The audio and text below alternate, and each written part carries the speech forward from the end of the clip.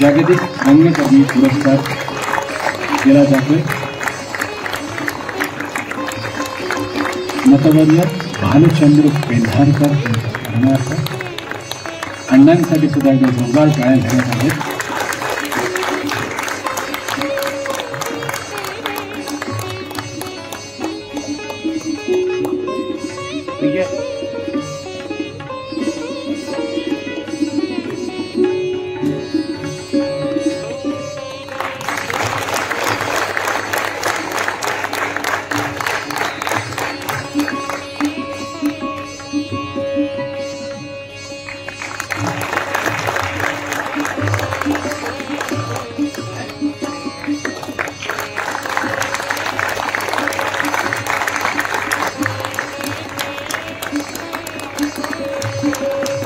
याही पेक्षा जोरदार टाळ्या झाल्या पाहिजे.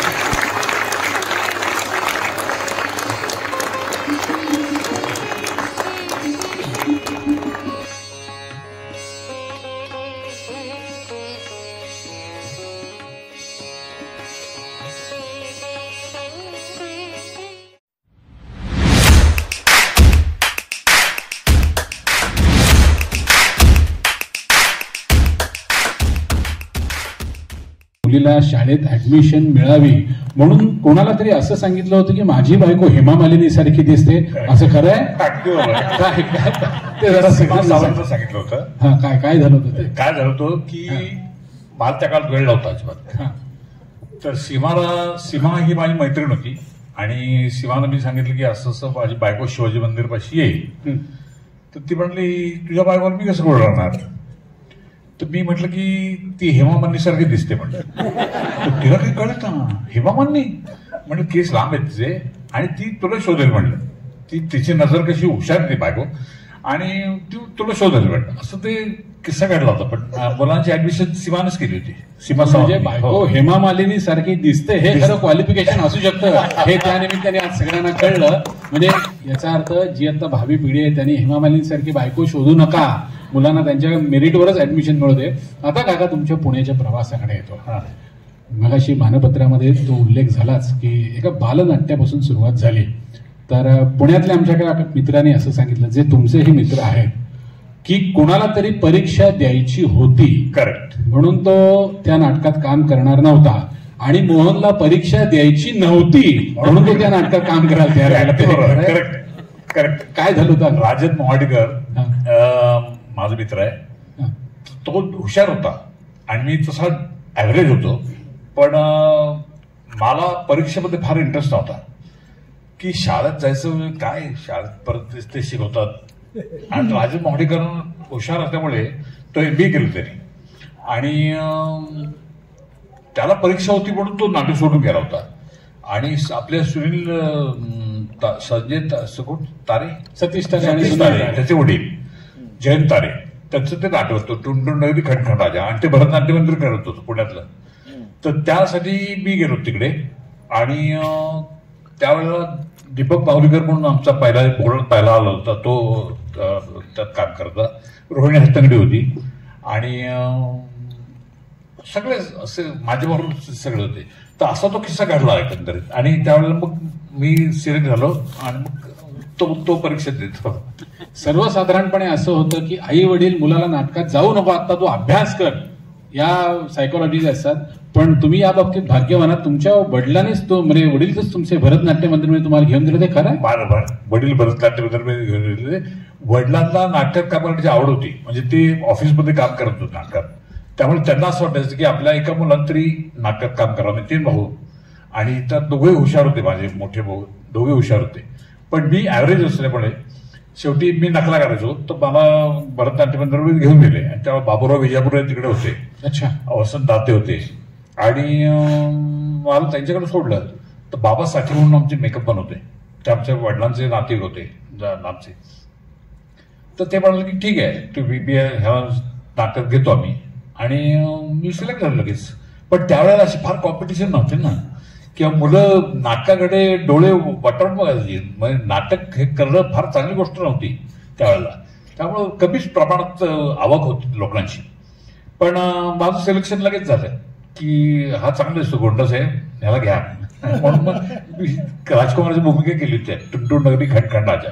पण तुम्ही त्यानंतर बरीच बालनाटकं केली ना, म्हणजे त्या वयात असताना त्या वयात असताना मी बरेच नाटकं केली. मग जंगलात वेताळ म्हणून केलं, ते दीपक मावलीकरनी लिहिलं होतं. तिस्मारखा म्हणून केलं. अच्छा. तिस्मारखा ते त्यांनीच लिहिलं होतं. आणि बुडत्याचा भगवलत हे मोठ्या लोकांचं नाटक मी त्यावेळेला केलं होतं. बर. फडक्यांचं मला वाटतं बुडत्यांचा श्याम फडके का? श्याम फडके त्यांचं नाटक होतं बुडत्यांचा भाग खोलात. आणि त्यावेळेस सगळे मोठे कलाकार असते, दिवाणजी बाई होते आमच्यात. आणि आम्ही म्हणजे काय होतं, मी थोडा होतो तसा, त्यामुळे मोठ्या दिसायचो, उंच दिसायचो, त्यामुळे मोठ्या लोकांमध्ये सामावून जायचो मी. आणि ह्याच कॅलिबरवर घरोघरी बोम हे नाटक मिळालं मला. शरद तळवळकर यांची कंपनी होती पुण्यामध्ये. त्याविषयी मला विचारतो नंतर, पण एक प्रश्न असा विचारायचा आहे जो प्रेक्षकांना माहिती नाहीये म्हणून. तुमच्यावर जे भाषेचे संस्कार झाले, म्हणजे पुणेकर आहात त्यामुळे स्वच्छ उच्चार आणि स्पष्ट उच्चार ते प्रश्नच नाही, परंतु तुमचे मामा की चुलत काका पुबा भाव आहे का? करेक्ट. आईचेच चुलत भाऊ. हा, तर असे कुठे संस्कार झाले असं तुम्हाला वाटतं काय? ते फार वेळ नाही आले आमच्याकडे, पण ते ज्या ज्या वेळेचे त्यावेळेला 1 रुपया द्यायचे आम्हाला. तेव्हा नाणं होतं ना 1 रुपयाचं, तर आम्ही तिघा भावंडांना 1-1 रुपया द्यायचं ते. त्यामुळे त्यांचं भाषण ऐकणं हे मला कधी जमलं नाही, पण ते जेव्हा घरातून बोलायचे त्यावेळेला ऐकत बसावं असं वाटायचं. उभा भावे सरस्वती ज्याला सरस्वती, खरंच तोंडावर सरस्वती होती त्यांच्या. आणि त्यानंतर कॉलेज झाल्यानंतर तुम्ही किर्लोस्कर ऑइलमध्ये गेलात आणि मला असं कळलं की ती म्हणजे जर का उद्या एखाद्याने PhD करायची ठरवली तर दांडी कशी मारावी किंवा बॉसला न कळता खोटं बोलून नाटकाचे दौरे कसे करावे 15-15 दिवसाचे, यावर जर का कोणी PhDला गाईड असेल तर ते 2च माणसं आहेत. एक तर डॉक्टर वसंतराव देशपांडे, ते पण पुण्याचेच काय आणि नंतर मोहन जोशी. वसंतरावांनी त्यांची एकदा एक आजी 2दा मारली होती, म्हणजे वारली असं सांगितलं. तुम्ही पण त्यांचाच कित्ता गिरवला. तुम्ही एक आजी, हे माहित नाही वसंतरावांनी काय केलं ते, परंतु त्यावेळेला कसं दौरे खूप असायचे. म्हणजे घरोघरी बोमचे 28 दिवसाचा कोविड दौरा केला मी.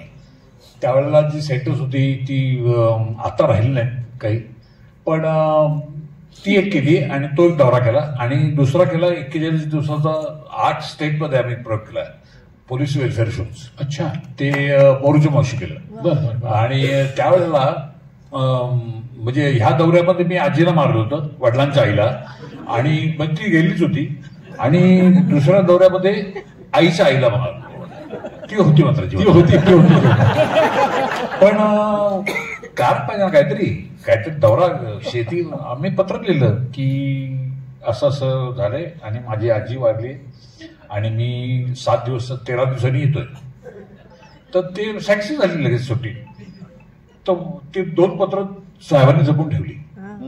आणि परत 3ऱ्या वेळा पत्र पाठवलं की आमच्या भावांची भांडणं शेतीवरनं आणि कोर्टाची तारीख आम्हाला शेत मिळाली, 7 दिवसानंतरची तारीख दिली.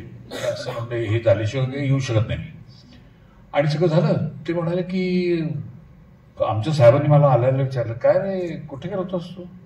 म्हटलं आजी वारली माझी. तर तेव्हा आजी वारली, किती आज्या तर किती आहे तुला? म्हणजे 2 सर्वसाधारण माणसं 2 माझ्या असतात ना, एक आईची आई एक वडिलांची आई, तर तुमच्या 3 कशा वारल्या? तर 3री म्हणजे आईची बहीण असेल, माऊस बहीण कुठतरी म्हणजे कुठे गेला होता? तुमच्या दौऱ्याचं संपूर्ण कागद मागला आहे, तुम्ही खोटं बोलता पाहिजे. आणि तसं खोटं बोलणं म्हणजे अरे बापरे, सगळं कलेक्शन केलं त्यांनी, ती जाहिरात कापून ठेवली त्यांनी असिस्टंटला. कुठे कुठे दौऱ्यावर म्हणजे प्रयोग कुठे कुठे प्रयोग केले सगळे ते पण. आणि मग मला एक दिवस म्हणले की काम तरी करा, नाटकात काम करा किंवा नोकरी तरी सोडा, 2 पैकी 1 काहीतरी. आणि शंतूरराव किर्लोस्कर एक दिवस भाषणात बोलले होते की मला कामगार कलाकार पाहिजेत, कलाकार कामगार नको. हे झालं तर आमची दांडीच पडली, मग सोडून दिली नोकरी. काय प्रश्न, दुसऱ्या दिवशी सोडली, त्याच दिवशी सोडली. पण मी असं ऐकलं की एकदा ती नोकरी टिकवण्यासाठी, म्हणजे आता तुम्ही मोरूची मावशीचा उल्लेख केला म्हणून, ती नोकरी टिकवण्यासाठी तुम्ही साडी नेसायला तयार झालात आणि मोरूची मावशीमध्ये काम करायला तयार झाला, ज्याला पहिला पुरस्कार मिळाला. ते खरं खरंय. असं झालं की मी काका किशाचा म्हणून एक नाटक BMCC मध्ये केलं होतं. अच्छा. म्हणजे कॉलेजमध्ये. आणि त्यामध्ये एक अशी कॅरेक्टर होती की जो बायक्या असतो पण हॉस्टेलमध्ये असतो मुलगा म्हणून. अच्छा. आणि तो चोऱ्या मारा करत असतो तिथं. अच्छा. बायकांच्या स्टाईलमध्ये चोऱ्या मारा करत असतो. तर हे आमच्या पवार साहेबांनी वाचलं की असं असं काम केलंय. मला त्यांनी म्हणाला की तुम्ही मोरूची मावशी नाटक कराल. म्हणलं तर काय करेन. म्हणलं लाचार म्हणजे भिकारीला काही चॉईस नसतो ना. करेन म्हणलं. तर ते म्हणलं मला काही पुढचं माहितीच नाही, साडी नेसायची वगैरे किंवा कुठले कॅरेक्टर करायचं काही माहित नाही. आणि ते ठीक आहे मग कर म्हणलं. तर म्हणलं ठीक आहे तुमची जॉब उद्यापासून या तुम्ही कामावर. सकाळपर्यंत कामावर झालो. आणि मोरच्या मावशी काम करायचं म्हणजे ती वेणी बिडी घाला, सगळं कपडे घाला, साडी घाला, नेसा, ते सगळंच प्रॉब्लेम झालाय. मग मग म्हणलं ठीक आहे बघूया. आहे परमनंट तर व्हायला पाहिजे नोकरीसाठी, कारण मुलगी झाली तोपर्यंत. आणि 75 वर्षात लग्न झालं माझं. लग्न झालं आणि नोकरी अशी अर्धवट टेम्पररी जॉब, प्रोबेशनवर होतो मी त्यावेळेला. आणि 150 रुपये पगार होता मला. तर शेवटी करणं भागच तुम्हाला. आणि मी केलं काम. त्यावेळेला मुरलीधर राजूरकर म्हणून आमच्या पुण्यामध्ये फार प्रसिद्ध होते की महिला मंडळाच्या नकला करायचे. तर त्यात मुरलीधर राजूरकर 4 बागांचा रोल करायचे. तर ते डायरेक्टर मोरच्या वर्षी डायरेक्शन करणार होते. आणि ठरलं ना मग मी गेलो त्याच्याजवळ. तर मी असं धिपाड मिशा होता. ते म्हणाले पहिल्या मिशा काढायला लागतील तुम्हाला. आणि बायका कशा चालतात किंवा कशा बोलतात ते तुम्ही बघा म्हणे, ऑब्झर्व करा. आता बायकांकडे बघायचं म्हणजे कसं काय बघायचं काळजी कर. तर मी ते ऑब्झर्व केलं ना. आणि नंतर भूमिका करताना मला असं जाणवलं की 1.5 मिनिटात साडी बदलून कपडे वेणी घालून यायचं. 1.5 मिनिटात शक्य झालं. मग माझ्या नाटकातल्या 2 मुली होत्या, त्या मला मदत करायच्या. मग पॅन्टवरच साडी नेसायचो, परकर पॅन्ट सारखा करायचो आणि साडी खोचायचो याच्यात आणि नेसायचो वर. आणि शेवटी पहिल्या अंकाच्या शेवटी चाललो मी म्हणून तो साडी उचलायचा. आता साडी उचलायचं म्हणजे त्याला लोकांना वाटायचं की मांड्या दिसल्या त्या. मांड्या दिसायच्या नाही, पॅन्टच दिसायची. हसायचे लोक एकदम, कारण तो बंपर लास्टर होता. आणि मला असतं की चाललो मी म्हटलं की लोकांना वाटतं की हा पॅन्ट उचलतो, हो आपले हा उचलणार कपडे. तर त्याप्रमाणे जे नाटक हिट झालं.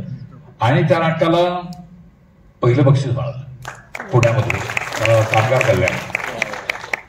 ते नाटक आम्ही नंतर राज्य स्पर्धेला गेलं.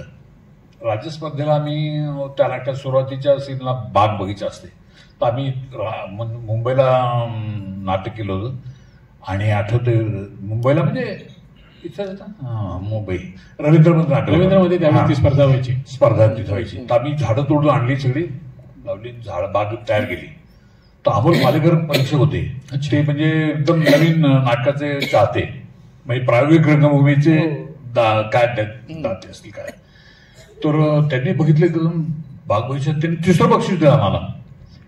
तर बाकीच्यांनी प्रश्न विचारला की तुम्ही इतके नाटक, हे इतकं जुनं नाटक आहे, 11चं नाटक, ह्याला 3रं कसं काय आणलं. ते म्हणजे तुम्ही नाटक बघा आणि तुम्हाला वाटलं की आमचं चुकलंय तर तुम्ही सांगा आम्हाला. आणि असं म्हणून आम्ही प्रयोग केला. तर प्रयोगाला लोक आले होते. ते त्यांनी बघितलं आणि नंतर इतके बेफाट झाले लोक, वेळ झाले हसून हसून. त्यांना काही कळच ना की काय असं करतात हे, की इतके लाफ्टर्स मिळतात.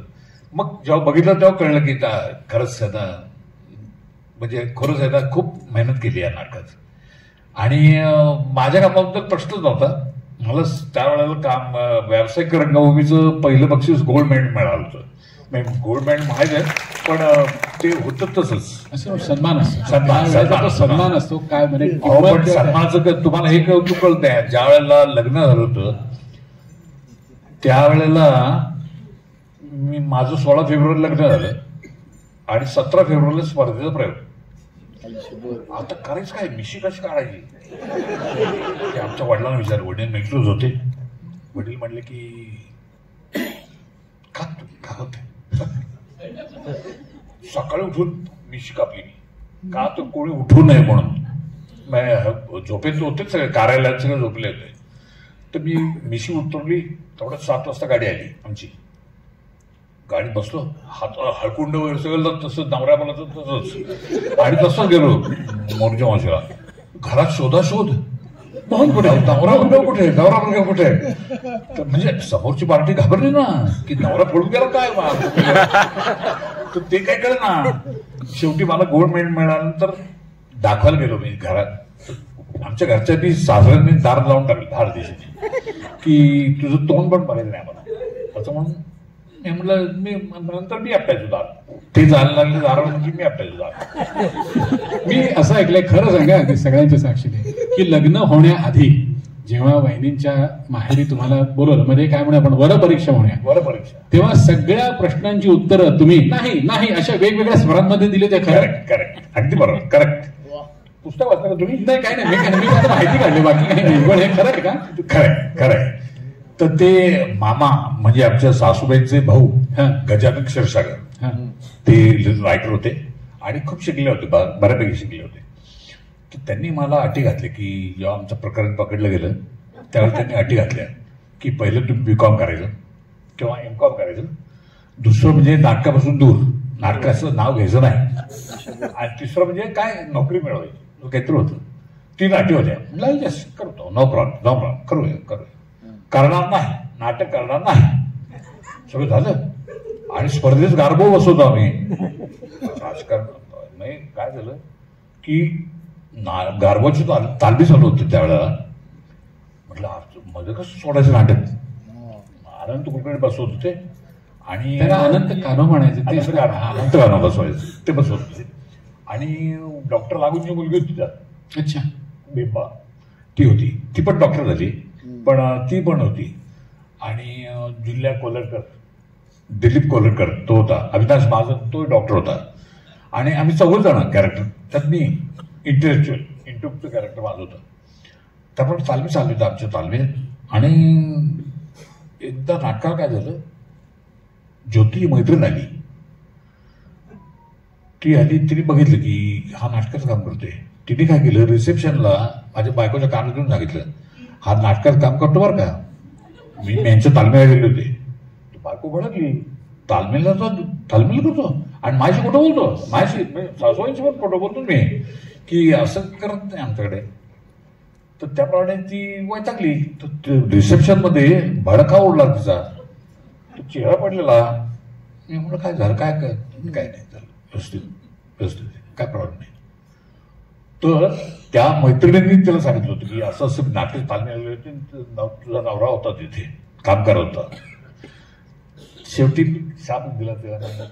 आणि ते आनंदची बायको निघाली, आनंद लागूनची बायको निघाली. त्यामुळे ते सगळं असं तो शो झाला, म्हणजे की सांगून नकार देऊन सुद्धा मी नाटकात काम करायला लागलो. आणि मग तेव्हापासून नंतर मी नाटकात काम करायला लागलो. सवयच झाली, बायकोला काही न सांगता सगळं करायचं आणि मग सुरू करायचं. असं एक प्रश्न विचारू का, तुमची त्यावेळी काय अशी एक विशिष्ट अशी तुम्ही शिट्टी वाजवायचा ज्योती बहिणीने बोलवण्यासाठी? कशी वाजवायचा ती शिट्टी? कॉलेजमध्ये ती वर्गात असायची आणि मी मोकळा असायचो. मी भावाची मोटरसायकल घेऊन तिकडे कॉलेजमध्ये जायचो. शिट्टी मारतो अशी शिट्टी मारली की तिला कळायचं की शिट्टी मारली लगेच यायचा. ती यायची क्लास सोडून. ती आली की आम्ही फिरायला जायचो. आणि कॉलेजमधनं युनिव्हर्सिटीत जायचो फिरायला. युनिव्हर्सिटीत आम्हाला एक दिवस रोहिणी लिमये हिने बघितलं. तिने सासूबाईंच्या मैत्रिणीने सांगितलं की असं असं कोपरकरांची ज्योती मोहन जोशींबरोबर फिरते. तर तिने लगेच डुचकेगिरी करून सासूबाईंना सांगितलं. आणि मग आमचा इंटरव्ह्यू झाला सासूबाईंचा. आणि मी गेलो, नाही तुमचं काय लग्न? म्हणलं नाही, माझं काही दोस्ती नाही, काहीच नाही. तर म्हणलं असं कसं? लगेच ज्योती आली. तर ज्योती आली म्हटलं काय नाही म्हणतो, काय भानगड? ज्योतीने बॉम्ब टाकला. तिने सांगितलं लग्न करीन तर मोहनशीच करीन, नाही तर करणारच नाही. लगेच सगळं हुश झालं माझं. आजपर्यंत 50 वर्ष झाली मला लग्नाला. ती अजूनही घरीच आहे आणि व्यवस्थित सुखी आहे. असं त्या नसताना तुम्ही सांगताय? ती नसताना सांगतो मी किती सुखी आहे. आता तुमच्या खऱ्या अभिनयाच्या प्रवासाकडे तुम्ही मगाशी रवींद्रचा उल्लेख केलात. तुम्ही पुण्याहून निघालात, 2 मोठ्या बॅगा आणि एसटीचा लाल डबा. करेक्ट. त्याने तुम्ही निघालात आणि तुम्ही त्यावेळी सांगायचात की माझा प्रभादेवीला बंगला आहे. बंगला आहे, रवींद्रनाथ बंगला आहे. तुम्ही नक्की पुस्तक वाचलंय. तुमचे सगळे मित्र माझ्या ओळखीचे आहेत. अशोक शिंदे, दीपक करंजीकर, सविता मालपेकर, विजय गोखले यांच्याकडनं अशी काय काय काय काय माहिती गोळा. अच्छा. असो तर रवींद्र नाट्य मंदिर मधला तुमचा 1.5-2 वर्षाचा प्रवास तो बाकी म्हणजे इथली जी तरुण मंडळी आहेत त्यांच्यासाठी तुम्ही थोडासा प्रवास म्हणजे खडतर होता. तो जरा अगदी म्हणजे एका नटाचा विचार. मी आणि आनंद अभ्यंकर 2 रूम पार्टनर होतो. त्यावेळेस रवींद्रची रूम 10 रुपयात मिळायची आणि ते सुद्धा कंपनीचं पत्र मिळायचं की नाटकात काम करतोय ना, करतो. तर आम्ही कलावैभवच्या नाटकात नातिगोतीमध्ये मी काम करत होतो आणि मी कलावैभवचं पत्र घेतलं, गेलो तिकडे. तर ते म्हणाले 4 नंबर पत्र राहायचा. मी थांबलो. तर तेवढंच आनंद अभ्यंकर आला. त्याला नवीन नाटक मिळालं तो त्यांनी पत्र आणलं. तर 4 नंबर मध्ये चला म्हणजे पुण्याचाच आहे आपल्या, राहील 2 जण राहील. त्या दिवशी एक दिवस नागपूरने एक मुलगी आली. आता मुलगी म्हणल्यानंतर 44 2 जण आणि बरं ती सुद्धा एकदम मॉडर्न होती. बघितलं तर बापरे, बॅगा म्हणजे अशा मोठ्या मोठ्या बॅग्स तिच्या आणि जोडे भरले बॉक्स होता एक. तो बॉक्स आम्ही उचलायला, आम्ही 2 जण कामगारच होतो तिचे. उचलून बॅगा उचलून आत आणल्या, सगळं केलं बरं का. आणि आमच्या खोलीत राहा म्हणलं तुम्ही. आम्ही शिर्डीला जातोय आज. माझा प्रवेश होता आणि शिर्डीला जातोय म्हणलं मी आज. अण्णा अभ्यंकर पुण्याला जातोय आणि त्याला रूम दिली आमची. ज्या दिवशी आम्ही परत आलो त्या दिवशी आमच्या बॅग सगळ्या बाहेर आणि त्यांना रूम मध्ये. तर म्हणलं हे काय गणित आहे, मला काही कळत नाही. त्यावेळेला प्रसाद सावकारांना मी पहिल्यांदा ऑफिसमध्ये बघितलं होतं. अच्छा. त्यावेळेला तर मला कळलं की हे प्रसाद सावकार आहेत. आणि आम्ही कशा बघतो पुण्याचे लोक इथे मुंबईच्या आर्टिस्ट कोण आर्टिस्ट. मग आम्ही ऑफिसरला विचारलं म्हणजे हे कसं काय झालं. ते पत्र खासदाराचं पत्र आणलंय, खासदाराचं पत्र आणलंय म्हणजे त्यांनी. खासदार कोण, नागपूरचे. नागपूरचे खासदाराचं पत्र आणलंय. आता ते पत्र आणल्यानंतर बघितलं आम्ही तर इंदिरा गांधींवर त्याचा फोटो, तिच्या वडिलांचा फोटो, मग अजून कोणाबरोबर फोटो असते, सगळे फोटो बिटो होते. म्हणले मोठी पार्टी दिसते. आम्हाला बाहेर काढलं रूमच्या आणि हे सगळं झालं. म्हणजे मदत करायला गेलो आम्ही आणि हे आम्हाला बाहेर काढलं. तर नंतर मग एक दिवस काय झालं की दारू पिणं झाली. अच्छा. रात्री आणि उलट्या केल्या तिने. तर आम्ही लगेच तक्रार केली की असं चाललं नाही तुझ्याकडे आणि तिला काढली बाहेर. तिला काढली तर तिने काय केलं, बॅगा देशमुखांच्या घरी ठेवल्या साड्या वेड्या आणि ती निघून गेली नागपूरला. काय झालं, काहीतरी वस्तू तिने घेतली होती ती बॅगमध्ये होती त्यांच्या. आता आम्ही देशमुख कोर्टकडे गेलो. पण देशमुख म्हणजे जुन्या सगळ्या वस्तू जमा केल्या त्यांनी, असे देशमुख होते. आणि यशवंतात पण राहायचा. तर तो 10 नंतर राहायचा, आम्ही 4 मध्ये राहायचो खाली. आणि देशमुख काकू सगळ्यात शेवटी राहायच्या. देशमुख काका आणि काकू पलीकडे सगळ्यात शेवटी. तालमी चालायच्या ते शेजारीच्या रूममध्ये राहायच्या. तर आम्ही तिथे गेलो. ते म्हणल्या बॅग इथे आहेत. किती बॅग ठेवलं, बॅग उघडल्या. म्हणलं आमचं असं काय काय प्रॉब्लेम झालाय, ह्याची वस्तू सापडत नाही अंदाजी. तेवढी किल्ली नाही बॅगेची नाहीये. म्हणलं उघडा, कसं उघडणार. पण तो म्हटलं काहीतरी स्क्रूड्रायव्हर घेतला त्यांचा. बॅग उघडली तर साड्या रिच साड्या. आम्ही कधी बघितल्याच नाही अशा साड्या. म्हटलं बापरे, हे प्रश्न फार वेगळं दिसते. म्हणलं हे आपण सापडणार. जाऊ दे म्हटलं. त्या बॅग बी लावल्या, परत निघून गेलो. म्हटलं आता काय, रूम तर मिळाली आणि असं ते प्रकरण मिटलं. पण शेवटी मला कधी कोणी विचारायचं दरवेळेला राहतं कुठे. म्हटलं रवींद्र बंगला माझा प्रभादेवीला, रवींद्र मध्ये राहतो. बंगल्याचं नाव काय, रवींद्र असं सांगत. या अनुषंगाने एक प्रश्न विचारायचा, पण तत्पूर्वी रसिको तुम्हाला सांगतो, नटाचं आयुष्य विशेषतः आत्ता जो विषय झाला ना, प्रशांत दादाने सांगितलं की बाहेरून येणाऱ्या मुलांची काहीतरी सोय असावी. मोहन काकामध्ये मला अशोक शिंदे यांनी सांगितलं होतं म्हणून विचारतोय.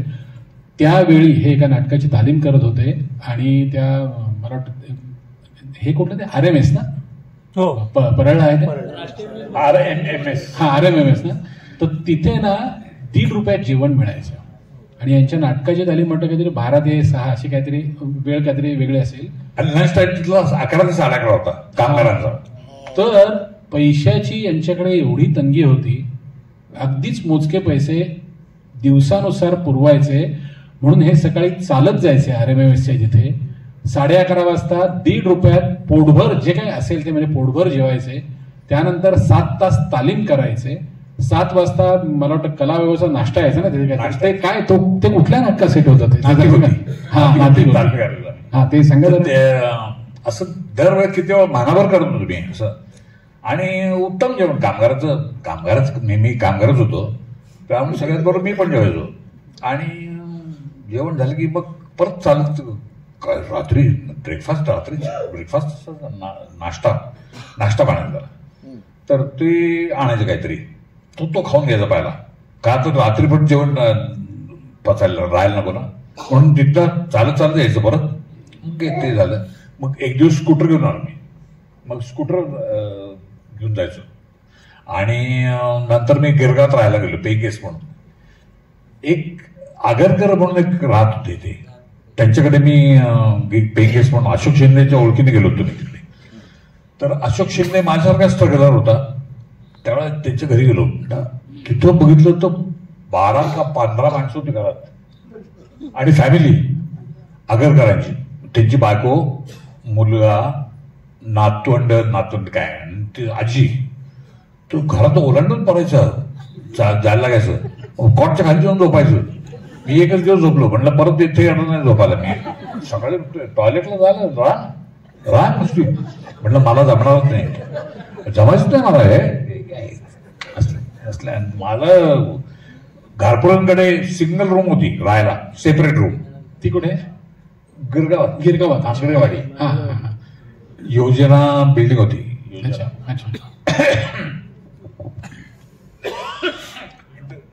सायकल स्कूल आहे काहीतरी, त्याच्या बरोबर समोर होती बिल्डिंग आणि सेपरेट रूम होती. आणि मी प्रयोग करून रात्री गेलो 12 वाजता की वहिनींनी स्वयंपाक गरम करून ठेवलेला असायचा. मी जायचो, जेवायचो, भात वरण केलेलं ठेवलेलं असायचं आणि भांडी धुवायला जायची, झोपून जायचं चुप. अजिबात हिंडायचं नाही, तिकडे जायचं नाही. आपल्याला एखादा कलावंत पडदा बाजूला झाल्यावर त्या भूमिकेत दिसतो आणि नाटक संपल्यावर पडदा पडल्यावर आपण आपल्या घरी जातो. पण तो बाकीचे 21 तास किती शारीरिक मानसिक ताणतणावातून जात असतो. तर हे खरंच मूर्तिमंत उदाहरण. मला वाटतं आपण म्हणतो ना प्रत्येक क्षेत्राचा कोणीतरी पहिला असतो, तसं मुंबई बाहेरून जे कलावंत आले त्यामध्ये आमचे काका पाहिले आहेत की कसं इथे राहावं लागतं आणि कसं उभं राहायचं. हे काका तुमच्याकडे बघून नंतर अनेकांनी तो पायंडा गिरवलेला आहे. पहिल्या सिनेमाचा तुमचा काहीतरी किस्सा आहे ना, म्हणजे तुम्हाला सांगितलं भलताच रोल. भलताच रोल काय पहिल्या सिनेमामध्ये 8 अवतारामध्ये मेन विलन करायला सांगितलं मला की मेन विलन तुम्ही करा. आता रवी नमाडे आमचा मित्र होता, कॉलेज मधला होता, तो डायरेक्टर होता. त्याने मला सांगितलं की मी एक पिक्चर करतो. आम्हाला म्हटलं हा थापाड आहे म्हणून छोड म्हणायचं कॉलेजमध्ये. छोड म्हणजे ढील दे, खोटं बोलायचं. चल सर 50,000 कोंबड्या आहेत, 20,000 कुत्री आहेत, काय छोडतो. तर ह्याने मला सांगितलं की मी एक सिनेमा करतोय. तर मला संशय आला. म्हटला कुठला सिनेमा करतोयस तू? तर म्हणला असं सासवडला करतोय. म्हटलं चल बघू. बरं तर लोकेशन वगैरे काय कळत नव्हतं आम्हाला. गेलो आम्ही सासवडला. तर बघितलं तर ही गँग त्याच्या पाठीमागं. तो लोकेशन बघत होता, देवळात आम्ही शाळेत थांबवलं होतं त्यांनी आम्हाला. आणि खरंच अशोक सराफ, रंजना मॅडम, दिलीप प्रभावकर असे नट होते, प्रत्येक यश. आणि सगळे झाले. त्यांनी सांगितलं आम्हाला की असं असं आहे, तुम्ही रोल करायचा, मेन व्हिलन करायचं. सगळं झालं आणि मेकअपला बसलो मी. तर आमच्याकडे दळवी म्हणून निवृत्ती दळवी मेकअप म्हणून होते, ते बसले. मला म्हणले मला विशाल आवडतो. कसं विशाल काय ते बारीक रोल हिडीस्पीड गेलो मला. हिडीस्पीड ते सवच होती. बरं त्यांचे काकू आमच्या घरात येऊन स्वयंपाक करायच्या. तर तो मला काय कळच नाही. म्हटलं काय झालं काय? रंजना मॅडमनी तक्रार केली की दुसरा कुठलाही माणूस माझ्या अंगाला हात लावणार नाही. माझा भाऊच माझ्या अंगाशी खेळेल, सख्खा भाऊ तिचा पप्या श्रीकांत देशमुख तो होता. आणि सर असा रोल गेला होता. मग मी राम रानडे भाऊ अबू छबू असं काहीतरी रोल होता. ते बेजाच बॉस म्हणणार तर पाचवे तसं पेट्या उचला मोहन कुठवांच्या तेवढंच काम रोल, छोटा रोल. पण तो तुम्हाला करावा लागला नाईलाज म्हणून. नाईलाज म्हणून केला, काय व्यवसाय म्हणून करावा लागला. अजून एक प्रश्न या अनुषंगाने असं विचारायचं आहे की तुम्ही जेव्हा एखादं नाटक स्वीकारता त्यावेळी तुम्ही तुमच्या भूमिकेचा विचार करताच, पण बाकीच्या ज्या भूमिका असतात त्या भूमिकेला जास्तीत जास्त योग्य नट कुठला असावा या संदर्भात कधी लेखकाशी किंवा दिग्दर्शकाशी निर्मात्याशी? माझ्या रोल शिवाय पलीकडे गेलोच नाही, कोणाच्या नादी लागलोच नाही की ह्यालाच घ्या असं मी कधीच म्हणणार नेवर इन माय लाईफ, कधीच नाही. कधी कधी असं होतं ना, चांगला ग्रुप जमला पाहिजे नाटकासाठी. ती मस्ती मला पण कधीच नव्हतीच. कुणी असो समोर कुणी असो तो आहे व्यवस्थित बोलतो ना, काम कर, त्याचा उत्साह वाढवायचा, कमी करायचा ना. त्याचा रोल जास्ती करतो पण अजिबात विनोद हा वाक्य घेऊ नको कधीच म्हणला नाही, कधीच नाही. तुम्ही इतकी वर्ष म्हणजे मला असं वाटतं वेळेचं बंधन म्हणून तुमच्या ट्रान्सपोर्टच्या व्यवसायाबद्दल मी विचारलं नाही, परंतु इतकी वर्ष तुमचा साधारण 10 ते 12 लाख किलोमीटर प्रवास झाला असेल, म्हणजे नाटकाच्या जास्तीत झाला असेल म्हणजे तो. पण एक प्रवास मी असं ऐकले तुम्ही आणि सुधीर भटाने शेणाच्या त्या काय ओल्या शेणाच्या त्या ट्रकने केलं, तो काय कशासाठी केला होता? काय तिसरा प्रयोग होता आमचा, तरुण तुर्क म्हातारा. अच्छा. आणि सुधीर भट त्याचे निर्माते होते. तर मी 4 वाजता माझा कार्तिक आजू उचली शिवाजी मंदिराला प्रयोग होता आणि तो संपणार 7 वाजता, पुढचा सुरू होणार 10 वाजता नाशिकचा. अच्छा. तो संतोष कोसरकर म्हणून आमच्याकडे निर्माते होते, ते मला म्हटले रॉयल एनफिल्डवर तुला सोडतो. त्यांची काय चालू आहे रॉयल एनफिल्ड, 20 मिनिटात भिवंडी नाका, 20 मिनिटात. हो, भयानक चालू होती अशी गाडी. पण मी तिथं थांबलो, तिथं बसमध्ये बसलो तर बस मिळाली मला लगेच. पण ती बस पुढे जेवायला थांबली, ती 8:30-9 वाजले होते, जेवायला थांबली. तर आपण हे अर्धा तास घेणार. मी थांब बघितलं तेवढ्यात सुधीर भट उतरताना बघितले गाडीचा. म्हटलं चला प्रोड्युसर आले आपल्याबरोबर, आता प्रॉब्लेम नाही. कुणी आता मी सांगितलं असं तर ते लोक म्हणतील ना खोटं आहे तुझं पडून. आणि मी म्हणलं बघा सुधीर भट गाडी मिळत नाही आपल्याला, चालते ते मिळेल गाडी. आम्ही रस्त्यावर उभे राहिलो रात्री 9च्या सुमारास आणि शेणाची गाडी आली डॉंग डॉंग डॉंग करत. तर आम्ही बसलो गाडीत पुढं सुधीर भट मी. तर ती हळू लोडेड गाडी ती हळूहळू जायला लागली. तर म्हटलं कधी पोहोचायचं, उतरलो आम्ही खाली. शेणाच्या गाडीचा प्रवास आणि भयानक वास होत होता गाडी, म्हणजे वास. मग शेवटी प्रयोग कॅन्सल केला आमचा. म्हटलं कॅन्सल झालं प्रयोग. 10:30 पर्यंत त्यांनी वाट बघितली आमची. म्हटलं 10:30 पावणे 11 वाजता 11 वाजता पोहोचलो आम्ही. पण त्याला काय अर्थ नव्हता. आणि मी म्हणलं बघा सुधीर भट असं होतं नाटाची, अशी अडचण होती कधी. पण ते प्रेक्षकांना माहिती नसतं, त्यांना असं एवढंच वाटतं की अमुक नट उशीर आला आणि त्यामुळे प्रयोग म्हणजे सांगायचं काही हाऊसफुल प्रयोग होतो तो. आणि कॅन्सल तिकीट पैसे परत करताना मला बघवलं नाही तेव्हा. आणि ते केले होते पैसे परत, सगळ्यांनी निघून गेले होते. हे आज तोरण मला असे बसले होते बाहेर नाशिकच्या थिएटरमध्ये आणि प्रयोग कॅन्सल करावा लागला. तिसराच प्रयोग कॅन्सल झाला. या प्रवासाच्या अनुषंगाने अजून एक प्रश्न असा विचारायचा आहे की म्हणजे काय म्हणतो आपण, कधी कधी नाईलाजास्तवर प्रवास घडतात. त्याचा असा म्हणजे तुम्हाला प्रश्न विचारायचा की बच्चन साहेबांचं शूटिंग होतं कधीतरी, तर आधी बच्चन साहेबांचा परिचय कसा झाला, त्यांच्याबरोबरच्या काही कामाचा अनुभव, आणि एक दिवस त्यांना थांबायला लागलं आणि तुम्ही कुठल्या तरी दुसऱ्या निर्मात्याकडे काहीतरी अर्जंट लोकेशनचा इश्यू होता म्हणून 17 तास प्रवास करून उटीला गेला होता. तो काय, तो कुठला सिनेमा आणि काय होतं ते? हा, तो मेजर साहेब, अमिताभ बच्चनजी म्हणून काम करतो असं तो मेजर साहेब. आणि मेजर साहेबला असंच काय टिनू आनंद डायरेक्टर होते आणि तिकडे ओटीला मी रमेश शर्मा म्हणून त्यांचं शूटिंग करत होतो. आणि तिथं मला सांगितलं की रमेश शर्मा म्हणजे शूटर होता, दाऊदचा शूटर होता तो. आणि मग त्याला सगळे घाबरायचे.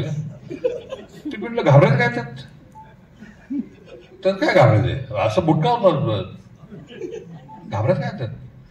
आणि मला सांगितलं की उद्या तुम्ही परवा इथे यायचं बरं का. म्हटलं असं कसं येणार परवा, उटी मुंबई उटी जवळ नाही आहे.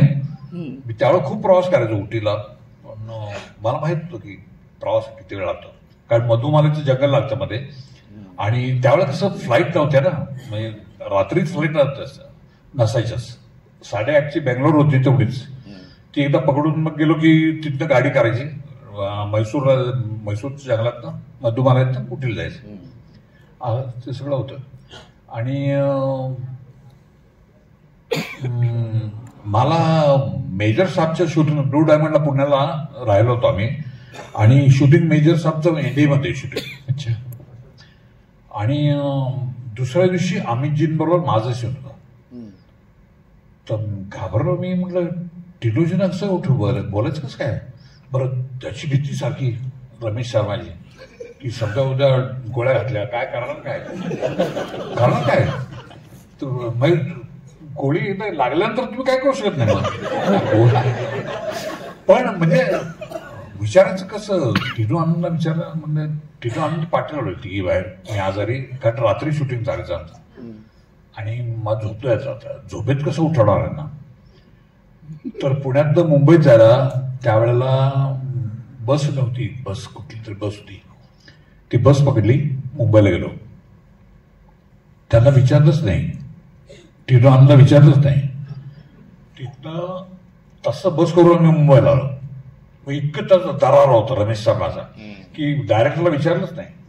आणि उठलं पोचलो, सकाळी 7 वाजता पोचलो वेळेप्रमाणे. आणि मी गेलो वाटते विद्यार्थी 500 विद्यार्थी आणायचे होते.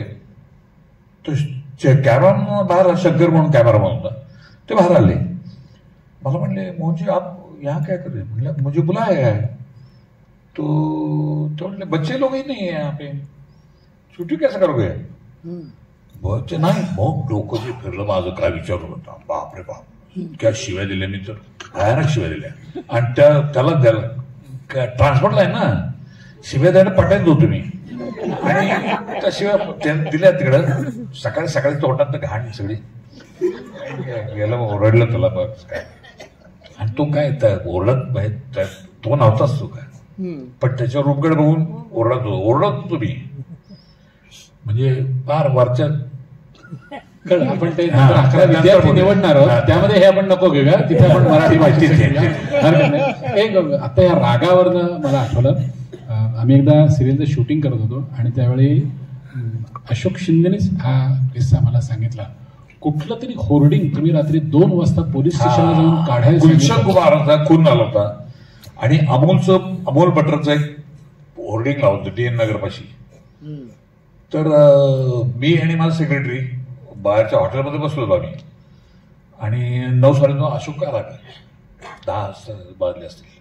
त्याला बोलावलं, म्हटलं अशोक असं असं झालंय आणि तिथं होर्डिंग लागले. म्हटलं आपल्या फिल्म इंडस्ट्रीचा माणूस आहे, असं होर्डिंग अमोल लावत असेल ना तर हे बरोबर नाही. म्हणून दगड घेतला, मारला. तर पोचत आहे तिथपर्यंत, मोठे मोठे दगड होते, पोचत नाही. रिक्षा स्टँड होतं, ते दगड मारायचो आम्ही. तिथं म्हणलं चल पोलीस चौकीत जाऊया. पण तर शेवटी मी गेलो पोलीस चौकीत, जाऊन बसलो आणि शांत बसलो. कारण माहीत तो पोलिसांनी दिवसाचं नाही, कारण रात्री 11:30 वाजले होते. दिवसाचं नाही कळलं होतं. दिवसाच नाही. नेहमी काही गोष्टी माझ्याकडनं घेण्यासारख्या ह्याच दिवसाच नाही पोलिसांना. तुम्ही त्यांना आरेरावी केलीत ना की ते लगेच शेपूट, म्हणजे तुम्हाला किती ओळखू दे, तुम्ही अगदी शाहरुख खान जरी असला तरी तुम्हाला तो सोडणार नाही. आणि मी आपला शांत घडी करतो. त्याला काय कळलं, हा कसं काय ते रात्री क्या हुआ क्या? म्हटलं होर्डिंग लगा वो पहिला उतारा नीचे. मग मला जोर आला. जोर म्हणजे विचारत, त्यांनी विचारलं, सांगितलं म्हणले जाओ साइकिल पे जाके देखो होर्डिंग लगा उधर. कैसे लगा? गुलशन कुमार का कल बन रहा, आज होर्डिंग पर लगा. म्हटलं निकालना चाहिए कल, किसी भी हालत में निकाल. आवाज वाढला माझा एकदम. तर त्यांना कळलं की हा टेरिफिक आहे. मग सोडून त्यांनी जाऊन बघितलं. तो म्हणला हा हे तर म्हणलं उद्या जायला पाहिजे, उतरायला पाहिजे होर्डिंग. चालेल. दुसऱ्या दिवशी येऊन तर नव्हतं तिथे होर्डिंग, नव्हतं होर्डिंग म्हणजे मोठं होर्डिंग हा, म्हणजे ते नव्हतंच नाही दुसऱ्या दिवशी. हा म्हणजे माझा दरापेक्षा आवाज सॉलिड होता. म्हणजे हे आता ते वाक्य सांगायला विसरले असेल. अशोक शिंदेने आम्हाला सांगितलं होतं, त्याला बाहेर उभं गेला तुम्ही. अशोक शिंदे घाबरला होतो तो. तर म्हणलं तू बाहेर उभा राहा, रस्त्या पलीकडे उभा राहा आणि मी इथं बसतो म्हणलं. तर बाहेर उभा राहा. त्याला बाहेर उभा केला आणि त्याला कळलं की हा आवाज वाढलायचा. तो फाटली त्याची. काका मगाशी उल्लेख झाला अखिल भारतीय मराठी नाट्य परिषद अध्यक्ष मोहन जोशी. तर याला कारणीभूत प्रदीप कबरे. नाही पण त्यांच्यासाठी पण एकदा जोरदार टाळ्या झाल्या पाहिजे, कारण त्यामुळे प्रदीप कबरे प्रश्नच नाही. मी म्हणजे गंमत म्हणून टाळ्या वगैरे नाही सांगितलं, बिकॉज मला ते सगळं माहिती आहे. तर त्यावेळी ती काय म्हणूया आपण निवडणूक 1 ऑक्टोबरला यांचं कार्यक्रम असतो बोरिवलीचा नाट्य परिषद. 3 वर्ष सतत गेलो तो. तर यांना कळलं की हा कसं काय येतो एवढा बिझी आणि हा कसं काय येतो. म्हटलं याला काय कार्यक्रम आहे. ते हे रवी बापट डॉक्टर आणि विनोद शाह आम्ही 4 जण हॉटेलमध्ये गेलो तर यादी चालली होती. नाव लिहिली. भरत जाधव, रीमा, स्मिता तळवकर, वंदना गुप्ते सगळे नावं लिहिली आणि प्रसाद दामले सगळे नाव घाली आणि सगळ्यात शेवटचं नाव 15 नाव दिली. मग शेवटचं नाव डॉक्टर रवी बापट असं. मग ट्रस्टी होतं रवी बापट. ते म्हणून माझं नाव घाला 16वं काय असेल. आणि मी म्हटलं काय चाललंय प्रदीपराव. ते म्हणले इलेक्शन लागली नाट्य परिषदेची. नाट्य परिषद म्हटलं कसली नाट्य परिषद.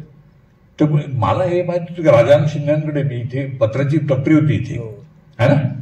तर तिथे बाकडावर बसलो होतो मी आणि काकू होती प्रतिभा कुलकर्णी. तर ती मला काका म्हणते, मी तिला काकू म्हणतो. ती इथं बसली होती आणि मी मेंबरशिप केली त्यावेळेला. मग त्या नाट्य परिषदेचं कार्ड मी तिथं काढलं होतं, कारण हे थिएटर होण्याच्या अगोदरची गोष्ट आहे. आणि गेलो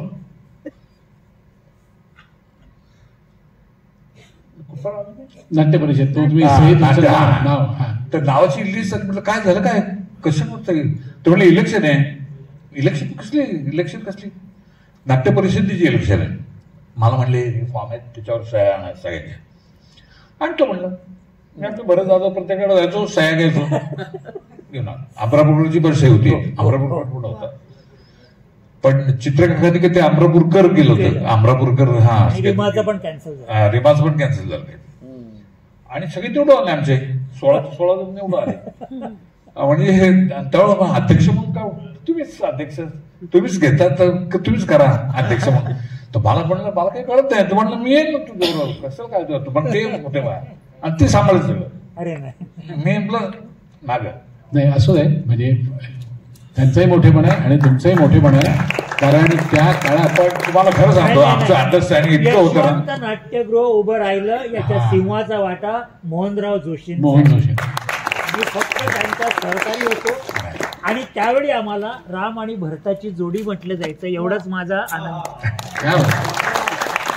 नाही टीमवर्क असतंच, परंतु मला असं नेहमी वाटतं की सेनापती खूप महत्वाचा असतो. म्हणजे छत्रपती शिवाजी महाराज मागे होते म्हणून ते मावळे सगळे. नाही माझ्या बरोबर कर्वे होते, बाळ कर्वे सिव्हिल इंजिनियर होते. ते त्यांनी बघितलंय सगळं आणि त्यांनी मदत केली मला बरीच मदत. त्यामुळे आज आपण ज्या नाट्यगृहात बसतोय त्याचा पाया म्हणून तो असा भरभक्कम पाया आहे. त्याच्यासाठी जोरदार टाळ्या केल्या पाहिजे. आता मोजून 2 प्रश्न, कारण मला तिथनं खून केली, आपल्याला 10 वाजता थांबायचं होतं. म्हणजे मी खूप तयारीने आलो त्यामुळे तो काही मुद्दा नाहीये, परंतु 2 प्रश्न. एक तर आता हा अखिल भारतीय मराठी नाट्य परिषदेचा झाला, एकंदरीतच म्हणजे व्यवसाय म्हणून आता जो नाट्य व्यवसाय आहे की आता आपण बघतो की शनिवार रविवारलाच म्हणजे बुकिंग असतं म्हणजे किंवा प्रयोग होतात असं आपण म्हणूया, किंवा तुम्ही तर 40 दिवसांचे दौरे केलेले आहेत त्या काळात. किंवा पण तो दौरा तो म्हणजे कसा तो त्या काळात दौरा फोन पण नव्हतं ना. नाही, म्हणून मला विचारायचं आहे की आत्ता जर का प्रेक्षकांना थिएटरकडे आणायचं असेल, मुंबई पुणे फक्त सोडा, मुंबई पुणे बाहेर सुद्धा महाराष्ट्र आहे जिथे हजारो प्रयोग झालेले आजपर्यंत, तर त्यासाठी काय करावं लागेल? कारण बरीचशी मंडळी मुंबई पुणे बाहेरची जी कॉन्ट्रॅक्टर मंडळी आहेत ना, ती सुद्धा आता अशी अंधारात वावरतात की काय करायचं. म्हणजे साखर कारखाना पूर्वी प्रयोगच आहे, आता साखर कारखाना नाही होत नाही प्रयोग. तुम्ही नाटकाची क्वालिटी खराब झाली, नाटकं बिभत्स झाली, फार म्हणजे काय म्हणत त्याला कौटुंबिक जिव्हाळा सोडून नाटकं सुरू झाली. डान्स काय तर लोकांना काय होतं, नाटकापासून लोक दूर होतात आणि कलाकृती जर चांगली नसेल ना तर लोक ऍप्रिशिएट करायला थांबत नाही. त्यांची ओढच लागत नाही नाटकाची. तुम्ही नाटक चांगलं द्या, लोक येतात. प्रशांत नामलीचे नाटक बघा, तू कधीही बघा नाटक हाऊसफुलच, तो कधीच मागे राहत नाही. आणि कसे नाटक स्टोरी काही असू दे त्याचे ठोक विनोद असतो. ते लोक काय होतं, लोक विनोद करमणुकीसाठी येतात ना. बाहेर काय जग आहे, त्रासदायक आहे. ट्रेनचा प्रवास काय, घरातली ओढताना काय, सगळं इथे येतात खरंच आहे. आणि मग इथे येऊन तुम्ही काही कॅलिबर काही नट बोलणं आहे, पण काही नट तर म्हणजे अगदीच माझ्याकडे कशाला बघताय, माझ्या काय काही नट तर काय अगदी जर हो, पण मी नाव नोंदवलंय का तुमच्याकडे? मी असं म्हणलेलं नाही, विषय तुम्हीच काढला, हात तुमच्याकडे आला आहे ना. काही नंतर विषय काढला म्हणून तुमच्याकडे हात आला. नाही तुम्ही असं आहात का? तुम्ही उत्तम नटात आणि ऑर्गन फार सुंदर वाजवता. आता तुमच्यातला एक पैलू, जसं ज्ञानेशनी मला 21 वर्षानंतर असा बसवलंच, म्हणजे मला तिकडे त्याने चॉईसच नव्हता, तसा तुमच्यातला एक पैलू म्हणजे ते तुम्ही तुमच्या सुरुवातीच्या काळात सुद्धा गायलेले आहात नाटकामध्ये.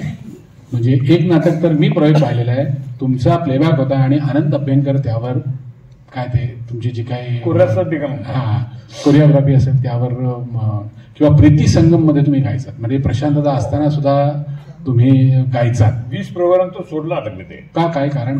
माझी 4 नाटकं बाहेर चालू होती, आवाज लागायचा नाही माझा, आणि समोर प्रशांत नामले गातोय, मग काय म्हणलं आपलं खरं नाही, हे नाटक सोडा.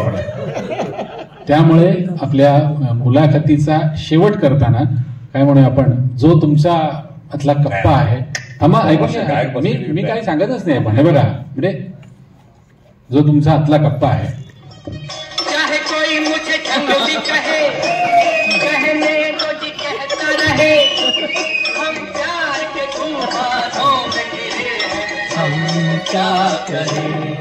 चाहे कोई मुझे जंगली कहे, कहने को जी कहता.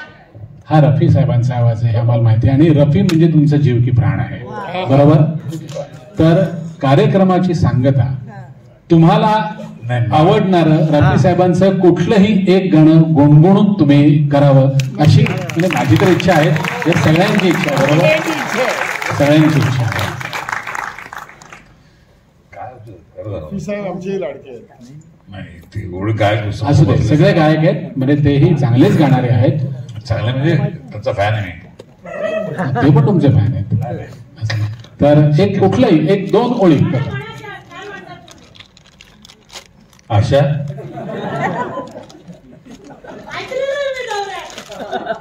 मोहनराव जितनी लिखती थी 2 वाक्य. आजकल तेरे मेरे प्यार के, आजकल तेरे मेरे प्यार के.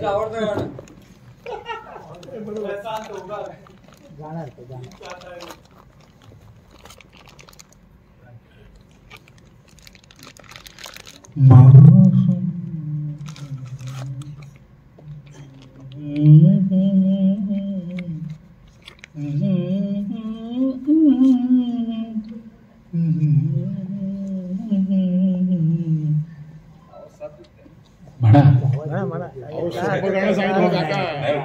गाणार होते, अहो त्याशिवाय हे आपलं बाहेर सोडणार नाही, कळलं का. अट ही आहे की तुमचं गाणं झाल्याशिवाय आपल्याला मला घरी जायचं आहे. ते तुम्ही नको, पण आपल्याला सोडलं पाहिजे ना ते बाहेर. माफ करा, मला गाता येत नाही. आवाज डायलॉग म्हणा. मी पैसे बघितल्याशिवाय डायलॉग म्हणत नाही. धन्यवाद मला बोलवल्याबद्दल आणि सत्कार केल्याबद्दल. नाही एक ओळ कुठली एक ओळ आजकाल त्याने मेरे प्यार की नाही तुम्हाला जे हवं. लग्नाला 5 वर्ष दशक झाली. अरे क्या बात है. ख्याल आ गया वही जिंदगी का सवाल आ गया, वही जिंदगी का सवाल आ गया.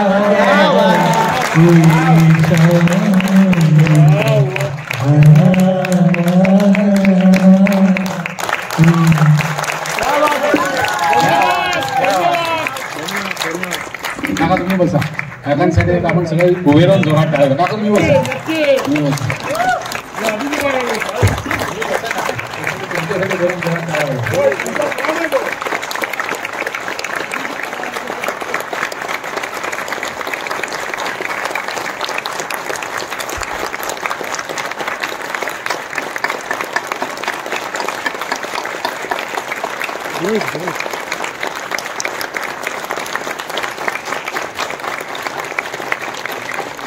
कलाकार संघाने आयोजित केलेल्या ह्या जागतिक रंगकर्मी दिवसानिमित्त आपण सगळेजण उपस्थित राहिलात.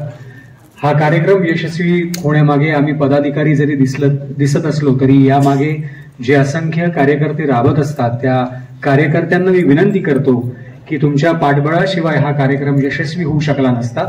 तर आपण सगळ्या कार्यकर्त्यांनी रंगमंचावरती यावं.